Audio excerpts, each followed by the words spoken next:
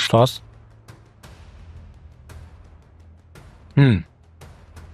Ertaga men egizim. Nima qilsam bo'ladi? Bu xavotir olib ketyapman lekin. Xo'p, bo'lmasa yaxshi eshitdim. Yaxshilab eshit, yoki yozib ol, yozib olganing yaxshiroq bo'ladi. Birinchi navbatda imtihondan bir kun oldin qiladigan ishlaring bor. Bularning birinchisi sen parhez qilasan. Nimaga? Chunki parhez qilganingdan keyin ertasi kuni bizga hech qanaqa qora og'rishi shunga o'xshagan muammolar kerak emas.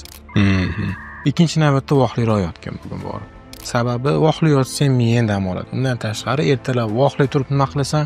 Tahajjud o'qiysan. Tahajjudda Allohdan senga manfaatli baho so'raysan. Endi imtihon kunida nima qilamiz? Imtihon kunida kechdan oldin bitta listening yechib olgan. Nimaga? Miyani shu qo'zg'atib olib start qilish uchun.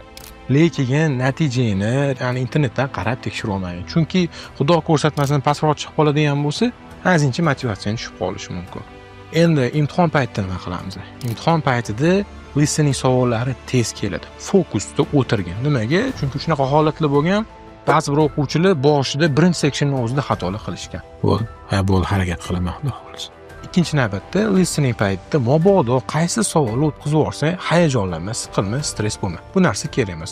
Chunki 3 ta xato qilib turibman, bitta o'quvchim listeningdan 8,5 olgan.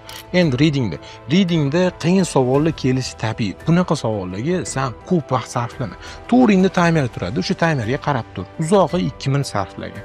Mabodo qaysi savol qiyin bo'lib ketadigan bo'lsa, uni qizilga olasan yoki o'sha yerga qalamingga olib turib, keyin qaytib kelasan. Endi writing bo'yicha writing yozib bo'lganingda endi hamma biladi bu narsani task 2 dan boshlaysan. Boshlagan payting yozib bo'lib, обязательно bitta qayta o'qib chiq. Ya'ni recheck qilgan. Nimaga? Recheck qilganingda o'zing bilmasdan ba'zi bir mayda xatolarni qilib yuborasan va bu narsa sendan 1 ball olib tashlashi mumkin shu narsa.